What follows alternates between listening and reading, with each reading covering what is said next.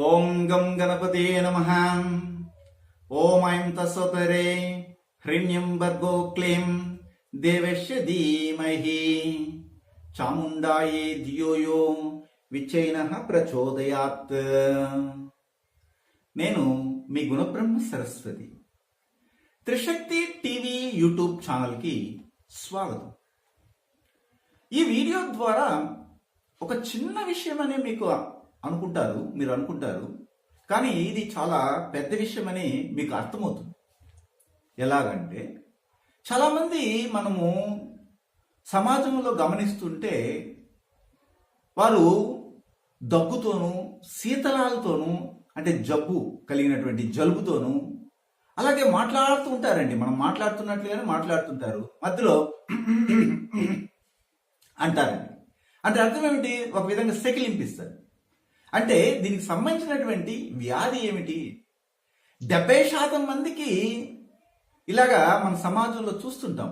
దగ్గు అంటే అది కోరింత దగ్గు కావచ్చు, డ్రై కాఫ్ అంటారు, కోల్డ్ కాఫ్ అంటారు. ఇలా 2 రకాలు ఉంటాయి. అంటే మాట్లాడుతున్నగానే సెకిలించడం.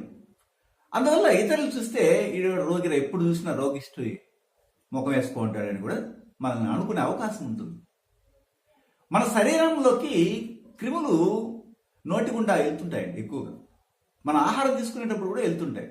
ఇవి ఏం చేస్తాయంటే లోపలికి వెళ్ళి మన జీర్ణ వ్యవస్థలో ఉష్ణాన్ని తగ్గించే విధంగా ప్రయత్నాలు చేస్తుంటాయి.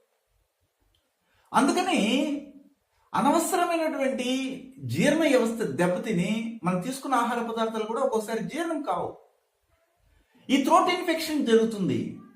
కసకస అని ఉంటుంది. ఇప్పుడు వస్తున్నాయి, కాఫ్కి ఇలా వాడండి, యూనో ఆన్ ఎస్డిడి గాన్ అంటాడు. అంటే ఇలాగ రకరకాలు ఉన్నాయనుకోండి, గో కాఫ్ అని ఇలాగ అనేకమైన మందులను తయారు చేసి అవన్నీ కూడా కెమికల్సే. కానీ మన పూర్వీకులు మనకు కొన్ని ఆయుర్వేద సంబంధమైనవి మన ఇంట్లో వంట రూమ్లో ఉన్న వాటితో కూడాను ఇలాంటి అనారోగ్యాన్ని తొలగించుకోవచ్చని తెలియజేశారండి. అందుకని ఎవరైనా కానీ మీలో ఇలాంటి కోల్డ్ కాఫ్ కానీ లేదా డ్రై కాఫ్ కానీ ఇలా కసకసాన్ని ఉండడం కానీ లేకపోతే గొంతులు సెకిలించడం కానీ చేస్తుంటే నేను చెప్పినట్లుగా చేయండి.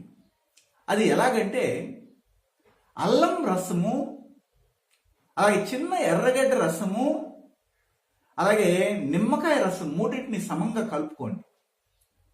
అలా కలుపుకున్న తర్వాత పెద్దవాళ్ళు అయితే 3 స్పూన్లు తాగండి, మధ్య వయస్కులు అయితే 2 స్పూన్లు, చిన్న బిడ్డలు అయితే 1 స్పూన్ ప్రతిరోజు ఉదయము అలాగే సాయంత్రం చేస్తూ రండి.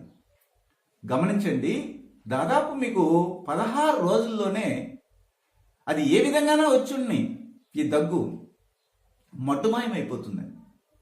30% మంది మాత్రమే వారు అది ఎందుకు వచ్చింది, ఎలా వచ్చిందని డాక్టర్ల దగ్గరికి వెళ్ళి చెకప్లు చేసుకెళ్ళి వాళ్ళు టెస్టులు చేసి చేసుకోవాలి. కానీ మిగిలిన 70% మంది మాత్రం నేను చెప్పిన విధంగా చేస్తే వారికి ఉన్నటువంటి శీతల వ్యాధులు కానీ, జలుబుకు సంబంధమైనది కానీ, అలాగే దగ్గు సంబంధమైన 2 విధాలుగా కోరింత దగ్గులని, ఇలాగే కక్కాయి దగ్గని, అలాగే ముఖ్యంగా చెప్పాలంటే డ్రై కాఫ్ అని, కోల్డ్ కాఫ్ అని అంటుంటారు ఇంగ్లీష్లో, ఇవన్నీ కూడాను తగ్గుతాయండి.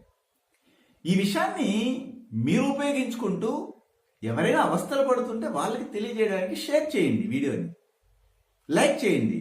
ఇంకా ఏదైనా ఇబ్బందులతో బాధపడుతుంటే నాకు తెలిసినంత వరకు మా గురువులు ప్రసాదించిన జ్ఞానంతో వాటన్నిటిని మీకు అందజేయడానికి నేను ఎప్పుడు రెడీగా ఉంటాను.